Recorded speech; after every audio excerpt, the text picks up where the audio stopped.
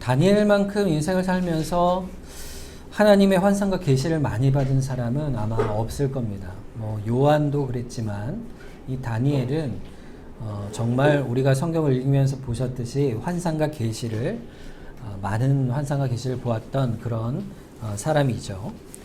그런데 이 모든 환상과 계시는요, 결국에는 한 가지를 말하고 있어요. 그것이 뭐냐면 하나님께서 우리가 사는 모든 역사를 주관하시는 분이다 하는 사실입니다. 그러니까 그의 손길이 모든 역사를 주관하신다. 그렇기 때문에 이 환상과 계시는 사실 다니엘에게만 주신 것이 아니고 이 오고 오는 모든 교회, 모든 세대에 살아계신 하나님께서 우리가 살아가는 모든 세상의 역사와 인생을 하나님이 어떻게 다스리시고 섭리하시는지를 나타내 보이는 그런 계시라 할 수가 있습니다. 그러니까 말하자면 이런 거예요. 우리가 역사를 볼 때 어떻게 볼 것이냐 이거죠. 이 세상을 볼 때 어떻게 볼 것이냐.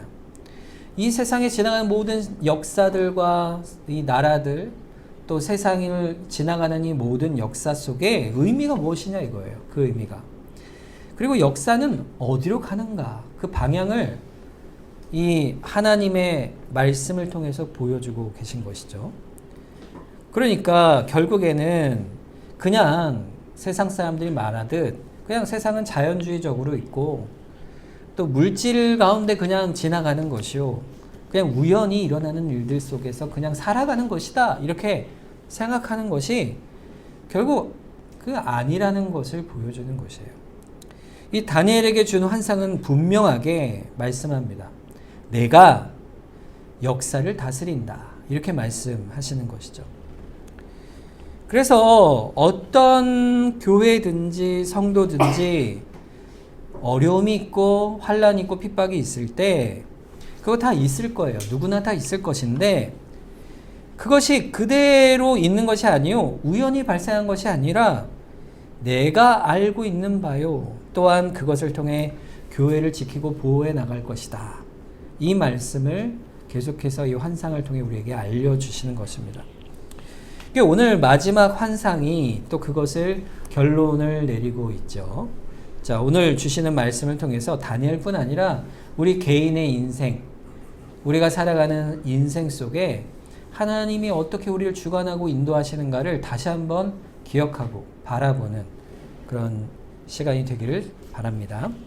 오늘 본문의 환상은 이렇게 시작돼요. 5절과 6절을 보면 나 다니엘이 본즉 다른 두 사람이 있어 하나는 강 이쪽 언덕에 섰고 하나는 강 저쪽 언덕에 섰더니 그중 하나가 세마포 옷을 입은 자 곧 강물 위에 있는 자에게 이르되 이 놀라운 일의 끝이 어느 때까지냐 하더라 그랬어요.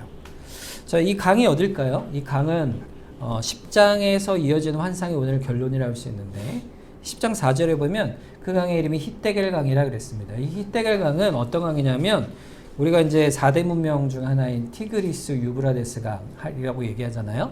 근데 이 티그리스 강이 바로 이 히데겔 강입니다.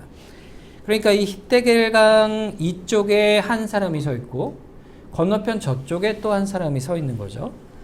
이 두 사람이 서 있는데 이 두 사람 중에 이쪽 편에 있는 사람이 또 다른 제3자에게 묻는 거예요. 그 사람이 누구냐면 강 위에 서 있다 그랬죠.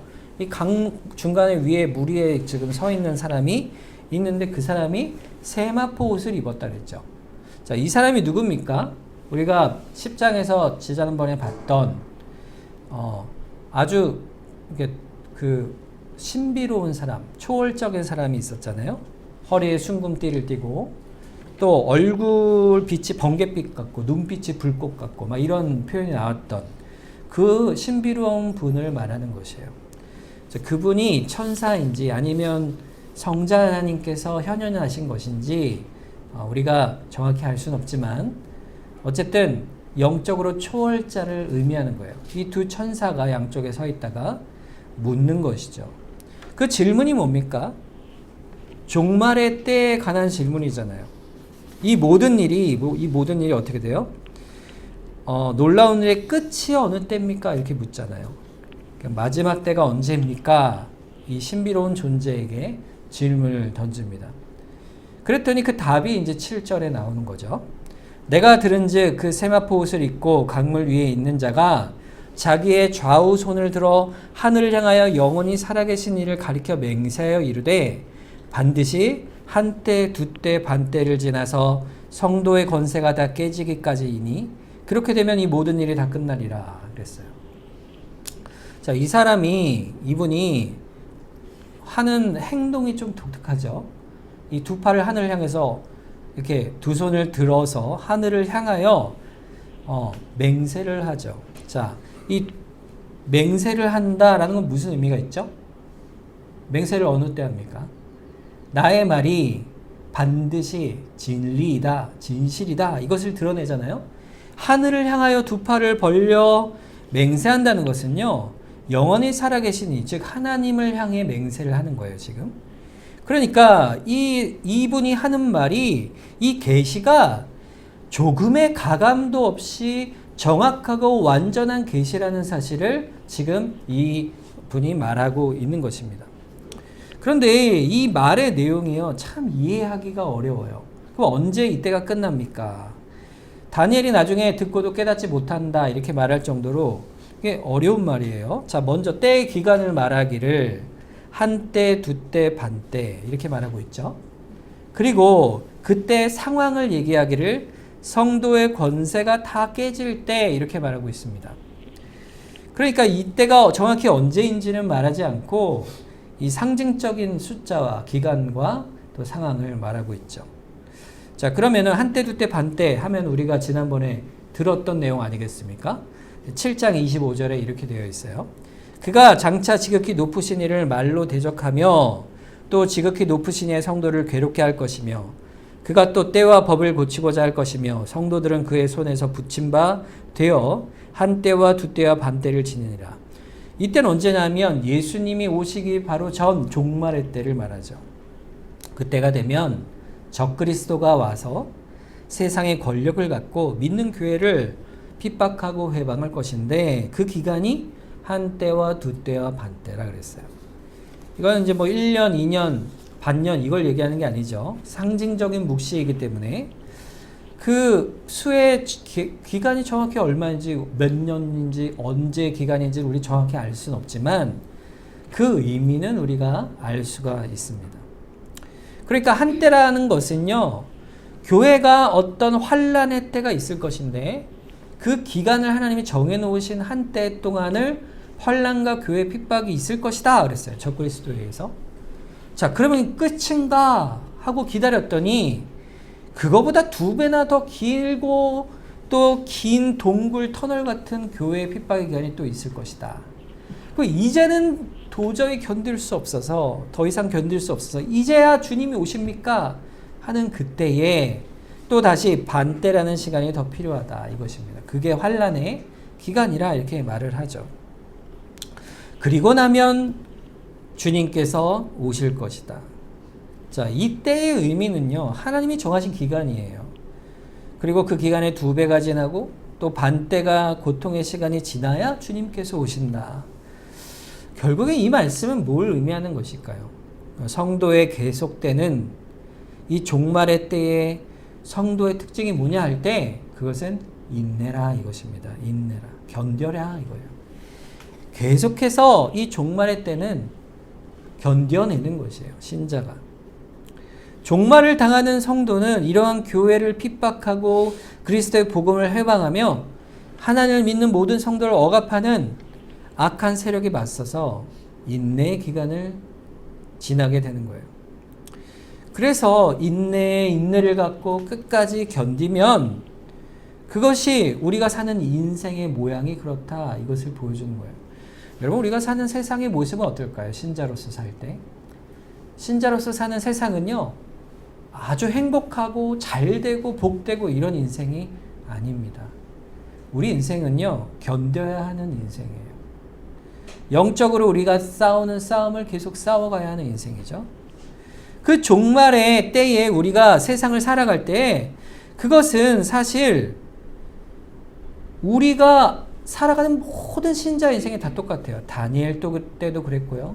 우리 때도 마찬가지고요. 앞으로 살아가는 신의 인생도 마찬가지인 거예요. 그러나 정확한 이 예언의 핵심은 이겁니다. 그 후에는 반드시 끝이 있다 이거예요. 끝이 있다. 주님의 응답이 뭡니까? 반드시 하나님이 정한 기간이 끝나면, 제한된 인내의 기간이니 그때가 끝나면 반드시 내가 다시 오리라. 성도여 힘을 내라, 인내하라, 이렇게 말씀하시는 것입니다. 이 말씀이 거기에 위로가 있는 것이죠. 그때 상황이 어떠냐 할 때 7절에 성도의 권세가 다 깨진다 그랬어요. 여러분, 주님이 재림하실 때쯤 되면은 교회가요, 온 땅에 다 퍼져서 교회들이 강건해지고 복음이 다 선포되고 민족과 나라가 다 새롭게 되고 부흥이 되어서 정말 세상에 전 지구적으로 교회가 왕성하고 평화가 이루어지고 정말 이런 기쁨이 오는 그런 시대에 주님이 다 오시면 얼마나 좋겠어요. 자, 그렇게 주장하는 사람들이 있습니다. 신한 후천년설이라고 하는 그런 종말론을 믿는 사람들이 있어요. 그러나 성경은 그렇게 말하지 않습니다. 어떻게 돼요? 성도의 권세가 다 깨진다. 이게 무슨 말일까요? 교회가 왕성해지는 게 아니고 오히려 교회의 힘이 점점 약해지고 교회가 세상으로부터 시달려가고 멸시를 받고 또 복음이 점점 조롱을 당하는 시대. 요즘 보면은요, 우리나라를 보면은 좀 점점 그런 시대가 가까이 오는 거예요. 주님이 오실 때 가까이 오는 것 같습니다. 그런 때 주님이 오시겠다 말씀하셨어요. 예수님께서 친히 말씀하시길 마태복음 24장 21절과 22절에 보면 이는 그때에 큰 환란이 있겠음이라. 창세로부터 지금까지 그런 환란이 없었고 후에도 없으리라. 그날들을 감하지 아니하며 모든 육체가 구원을 얻지 못할 것이나 그러나 택하신 자들을 위하여 그날을 감하시리라 그랬어요. 여러분, 하나님 나라는요, 이 땅의 교회의 부흥으로 이루어지는 것이 아닙니다. 주님께서 말씀하신 하나님 나라가 이 땅에 새롭게 되는 것은 주님의 재림으로 이루어질 하나님 나라의 성취와 완성은 교회의 힘으로 하는 게 아니에요. 여러분, 어떤 분들이 교회 얘기를 하면요, 교회가 막 이 땅에 부흥되고 막 교회가 크게 되고 이래야 주님이 오신다 이렇게 얘기하지만 그렇지 않습니다. 오히려 교회가 그 하나님 나라의 약속 가운데 은혜를 입어서 견디며 살아가는 때 오시는 거예요. 하나님 나라를 바라보면서 말씀을 가르치고 듣고 배워가면서 은혜를 누리며 살아가는 연약한 자들이 교회인 것이죠. 이 교회는 하나님께서 반드시 있게 하심을 인해서 보이지 않는 교회, 하나님이 택한 모든 성도들은요, 결코 하나도 뺏기지는 않지만 눈에 보이는 교회들은 시달림과 환난과 핍박 속에 있다가 마치 없어지는 것 같이 연약해 보일 때, 그리고 세상의 권력이 강력하여질 때, 그럴 때 주님이 오시는 겁니다. 교회가 강력해가지고 예수 믿어라 이렇게 해서 모든 사람에게 힘과 권력으로 예술과 문화와 모든 재화를 다 손에 쥐고 그렇게 교회가 왕성했던 시대가 있었잖아요. 중세시대 같은 시대. 그럴 때 주님이 오시는 게 아닙니다. 하나님 나라는요, 영적으로 있는 거예요. 말씀 가운데 있습니다. 우리 눈에 보이는 쪽으로는 연약하고 핍박 가운데 있을 수 있지만 성도의 권세가 다 깨지는 듯 보일 때가 있지만 그러나 그때가 어느 때예요? 주님의 나라가 임할 때인 것이에요. 그래서 다니엘은 그것을 기대한 것이죠. 다니엘이 지금 기도하는 이유가 뭐라 그랬습니까? 이스라엘 백성이 포로에서 돌아가서 이제 성전을 다시 짓고 하나님 나라가 다시 번성하여 다윗 때처럼 영광을 받아야 될 것 같아서 그것을 두고 기도하는데 하나님의 응답은 뭐예요? 다니엘 시대뿐 아니라 오고 오는 모든 세대에 오히려 교회에는 영적 환란이 있을 것이다. 그것이 기본값이라는 거예요. 교회의 기본값. 다 특징지어 종말의 때까지 그러할 것이다. 오늘 본문 8절에 보면 내가 듣고 깨닫지 못한지라. 왜 깨닫지 못했을까요? 그가 보는 시대가 그런 것이에요. 내가 이르되 내 주여 이 모든 일의 결국이 어떠하겠습니까? 근데 하나님의 답이 이겁니다. 9절. 그가 이르되 다니엘아 갈지어다. 이 말은 마지막 때까지 간수하고 봉함할 것이니라 그랬어요. 다니엘아 가라. 이 말은 무엇이죠?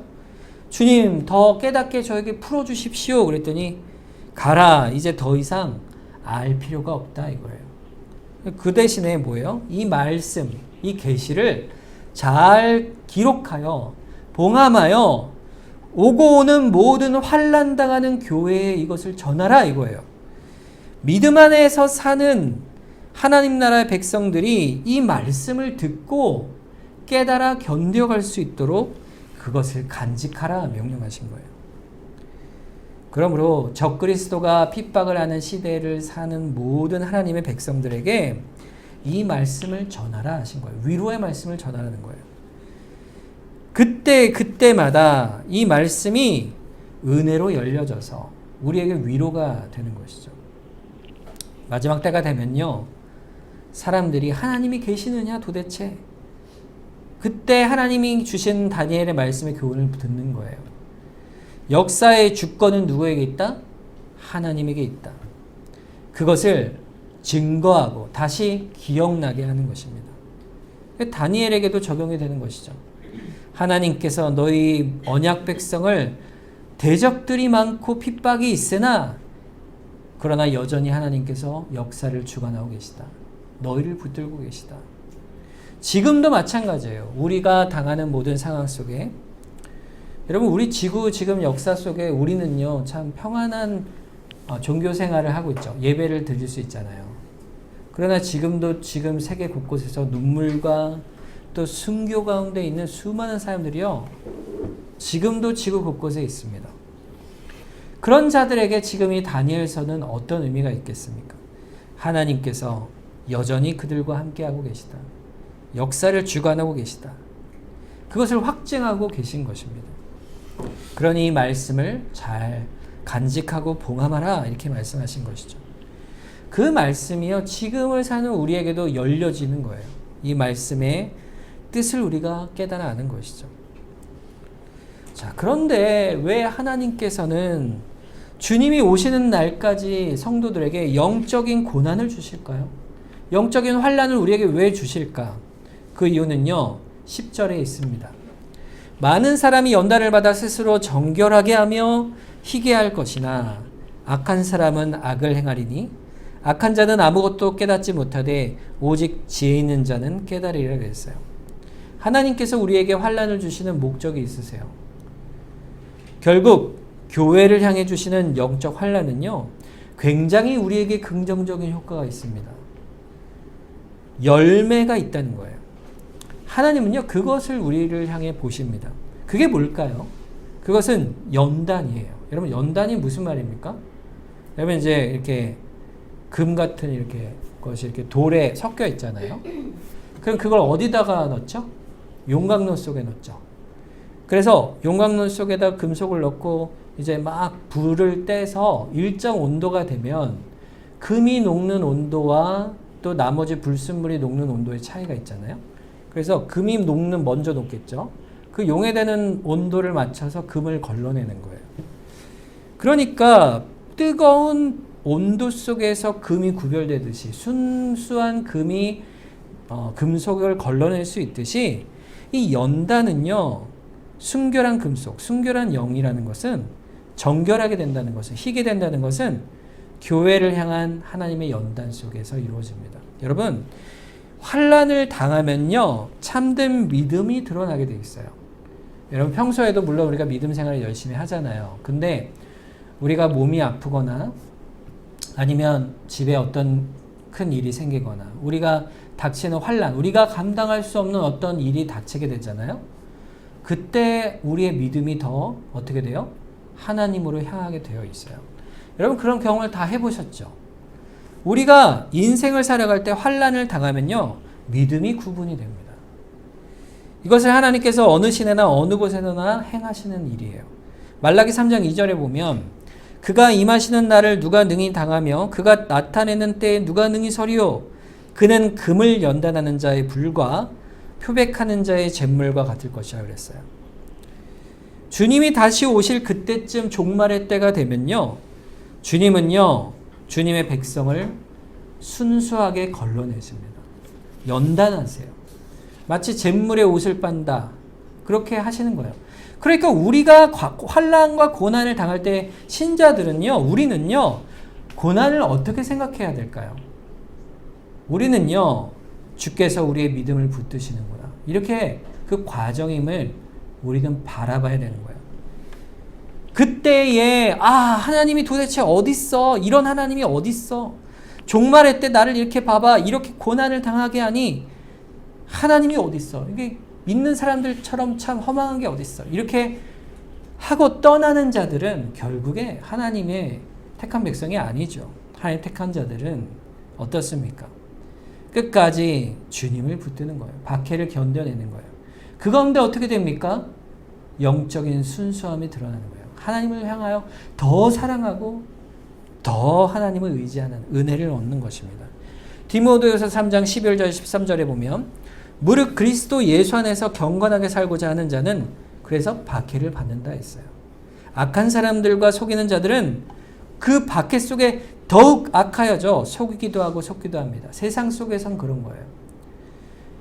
복음을 알고 그 영적인 진리를 아는 사람들은요, 눈을 뜨게 하세요. 뭘로요? 환난을 통하여. 여러분, 우리 믿음이 어떻게 자랍니까?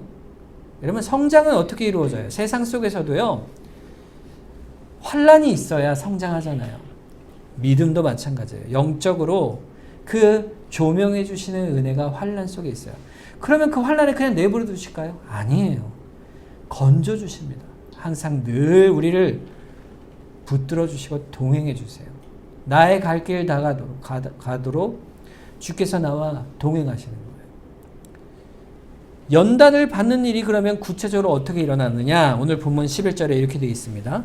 매일 드리는 제사를 폐하며 멸망하게 할 가증한 것을 세울 때부터 1290일을 지낼 것이라고 그랬어요. 자, 매일 드리는 제사를 폐하고 멸망에 가증한 것을 세운 자, 그게 안티오코스 4세였죠. 그런 핍박의 시대가 있을 거예요. 근데 그 기간을 잘 보세요. 뒤에 갔더니 1290일이라고 되어 있죠. 자, 우리가 앞에 또 때를 한번 생각해 보는 거죠. 한 때, 두 때, 반 때.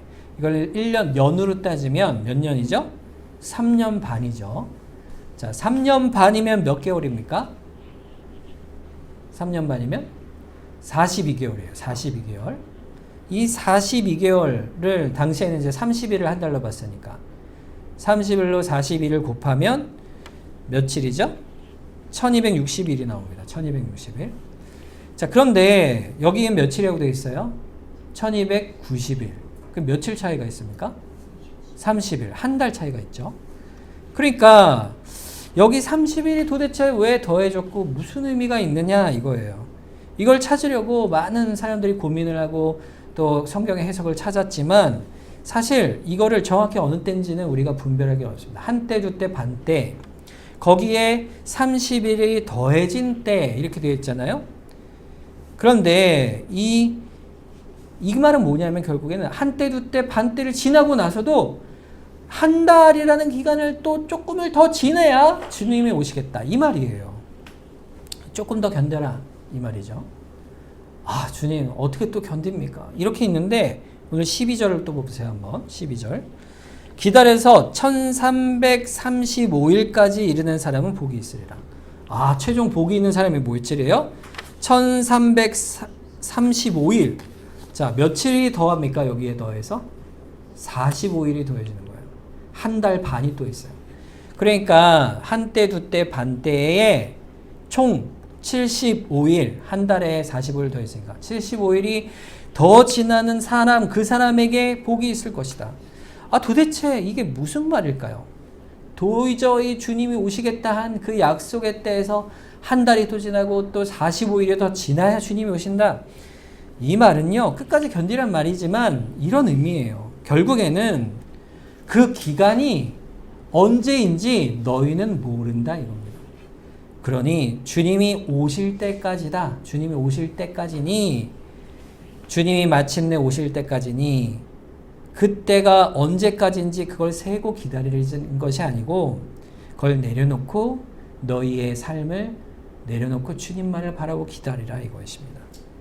그러면 마침내 그날이 오게 될 것이다.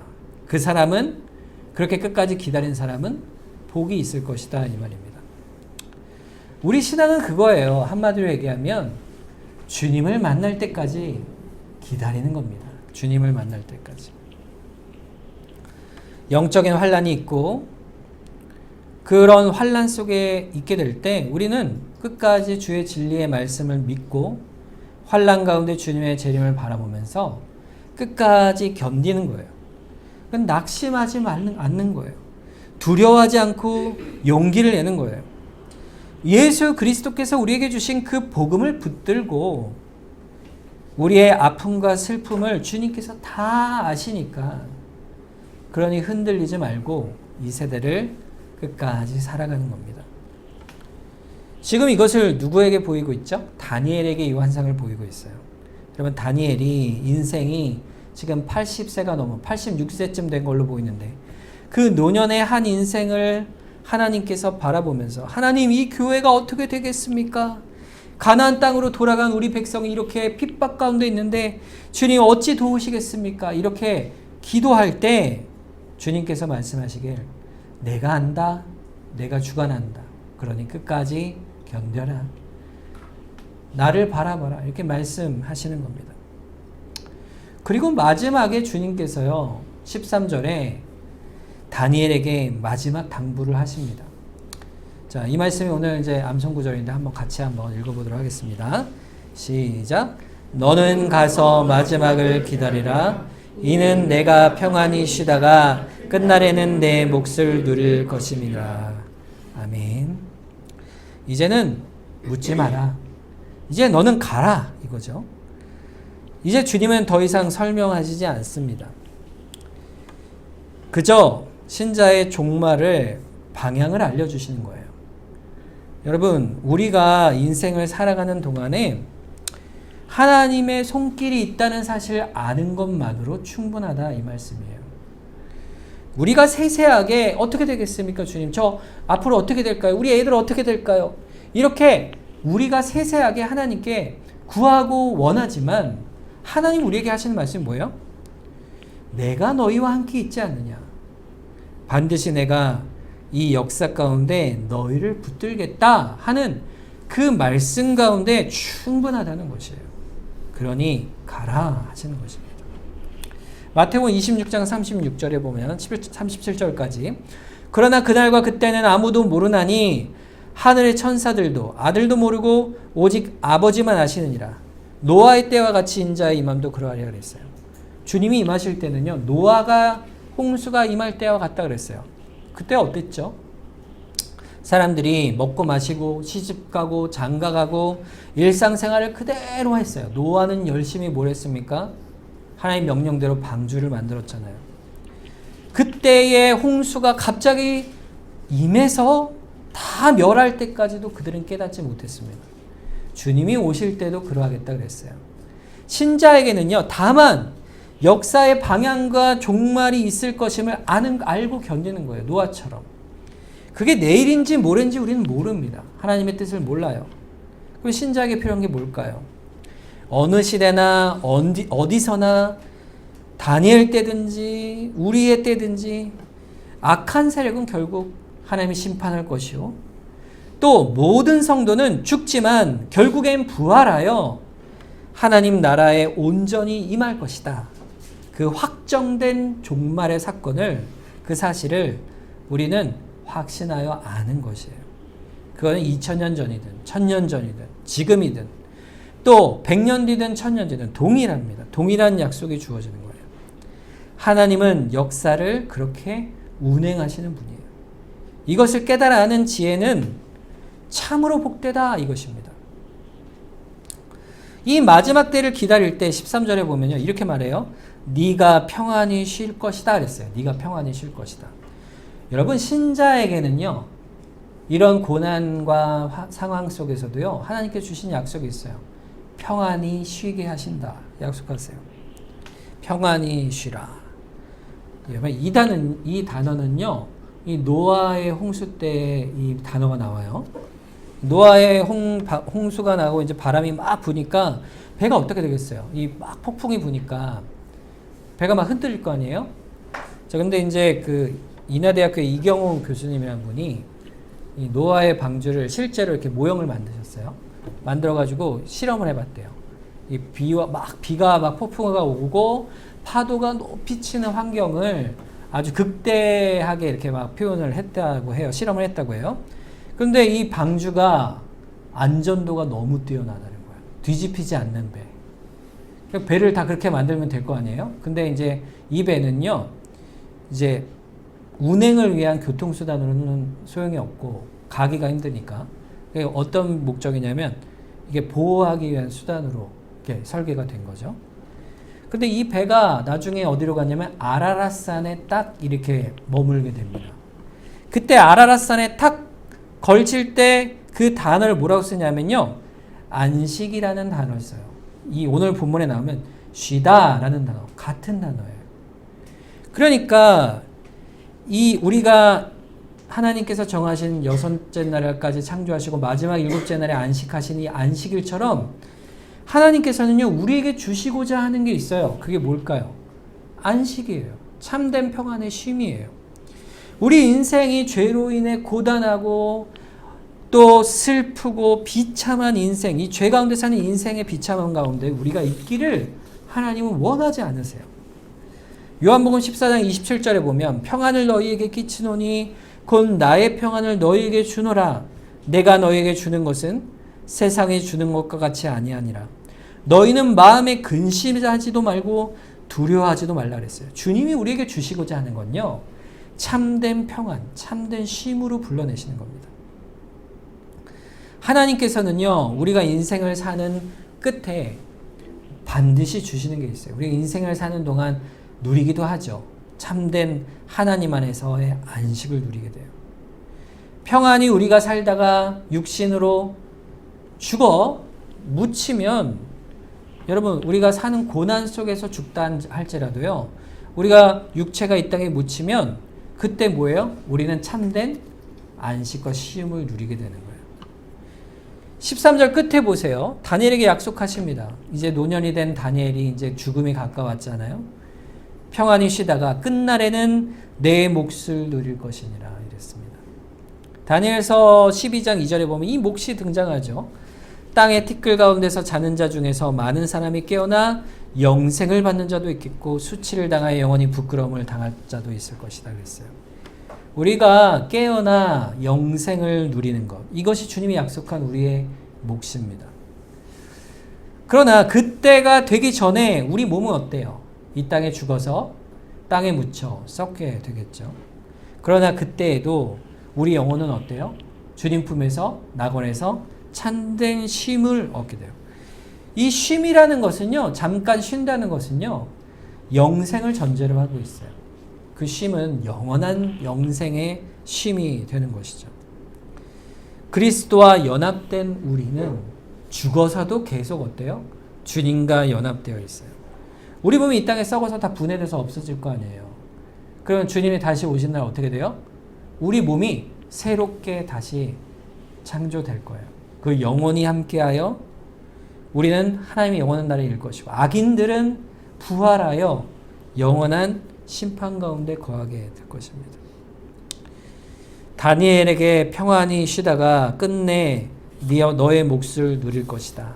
상급을 얻을 것이다. 다니엘서 12장 3절에 보면 지혜 있는 자는 궁창의 빛과 같이 빛날 것이요 많은 사람을 옳은 대로 돌아오게 한 자는 별과 같이 영원토록 빛나리라. 이것이 우리에게 하나님이 주실 칭찬과 복의 영광이 이루어질 거예요. 성도의 상급이죠. 이 확증을 우리에게 주시는 거예요. 예수님께서 우리에게 주신 놀라운 말씀이 있습니다. 우리가 잘 아는 말씀, 요한복음 3장 16절 말씀. 하나님이 세상을 이처럼 사랑하사 독생자를 주셨으니 이는 그를 믿는 자마다 어떻게 된다고요? 멸망하지 않고 영생을 얻게 하신다 그랬어요. 우리에게 주시는 상급. 다니엘을 포함해서 모든 신자는요, 이 영원한 계시 속에 그 약속을 믿고 의지하는 자는 반드시 우리가 하나님 나라에 임할 것이라는 확신을 우리에게 주시는 것이에요. 그 확신 속에 우리가 살아가는 겁니다. 고난을 견뎌내는 거예요. 여러분, 어떤 사람들은 젊은 나이에 일찍 죽을 수 있어요. 병으로 죽을 수 있고요. 사고로 죽을 수 있어요.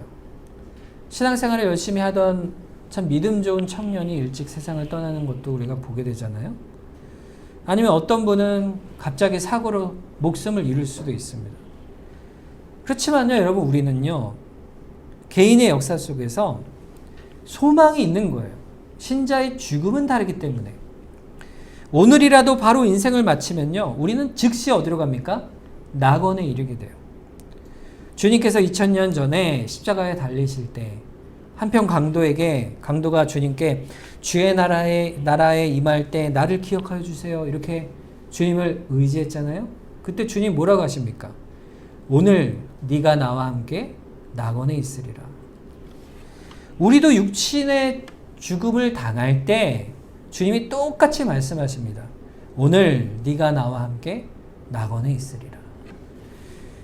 우리의 삶의 환경이 각각 다르죠. 우리가 살아가는 환경이, 어떤 사람은 평안하고 또 부유하고, 또 우리가 살아가는 곳에 하나님께서 주시는 은혜로 풍성하게 살아갈 수 있습니다. 또 성실하게 주님의 말씀에 순종하고 살아갈 수 있죠. 또 어떤 분은요, 살아갈 때 고난이 있어요. 짐이 있고 아픔이 있고 좀 편하게 인생을 살고 싶은데 그러지 못하는 인생일 수도 있습니다. 그러나 인생의 모습이 어떤 분은 참 지긋지긋해 보이고 그런 인생이고, 어떤 분은 참 평안해 보이고 참 복받은 인생 같아 보일지라도, 여러분, 하나님 보실 때는요, 다 똑같아요. 어떻게 똑같을까요? 하나님 나라에 부름받는 인생이에요. 하나님의 자녀가 있을 뿐이에요. 너희가 그 죽는 그날에 낙원에 있으리라 하신 그 삶이 있는 거예요. 우리가요, 주님이 재림하실 날까지 종말이 있는 게 아니고 바로 지금 오늘에 있을 수 있는 일이죠. 그러나 성도는요, 두려워할 필요가 없는 겁니다. 낙원에 있잖아요. 우리에겐 낙원이 있는 것이에요. 우리의 죽음의 의미는요, 부활이에요. 그러므로 주님 앞에 설 때 잘하였도다 착하고 충성된 종아, 우리의 인생의 북릿을 각자 살아가는 동안에 주님의 칭찬을 받는 인생으로 신앙을 살아가는 거예요. 여러분, 하나님의 영광을 위해 사는 겁니다. 그것이 우리가 사는 인생의 방향성이에요. 그 가운데 있는 것을 아는 것이요, 지혜 있는 자라 하는 것입니다. 하나님을 바라보면서 인생을 사는 것, 그것이 지혜자의 모습이죠. 다니엘도요, 우리와 똑같은 소망으로 노년의 인생을 살아갔고 하나님께서 그 안에 평안을 주셨습니다. 우리도 지금을 살아가는 이때에 우리 인생의 남은 시간이 얼마인지 우리는 모르지만, 이 안에서 우리가 굳건하게 이 역사를 주관하시는 하나님을 바라보고, 내 인생을 주관하시는 하나님을 바라보고, 내가 주와 함께 낙원에 있을 것을 소망하며 살아가는 인생, 그 인생이 참으로 복된 인생이라 하는 것입니다. 그 인생을 우리 다니엘의 썰을 통해서 하나님께서 환상을 통해서 계속해서 우리에게 위로하시고 소망 가운데 보여주신 것이죠. 여러분, 각자의 인생 속에 어떤 짐이 있습니까? 또 어떤 환난이 있습니까? 또 어떤 평안이 있을지 몰라요. 그러나 동일한 믿음으로 이 시대를 살아가고 또 우리 인생을 살아가는 복된 우리 동백교회 모든 성도들 되시기를 주님의 이름으로 축원합니다. 이 시간 우리 합심해서 한번 기도하겠습니다. 우리 살아가는 인생 속에 환난과 또 믿음의 핍박이 있을지라도 우리가 주님만을 바라보면서 또 우리 인생을 살아가겠습니다. 우리가 함께 고백하면서 시간 함께 기도하도록 하겠습니다.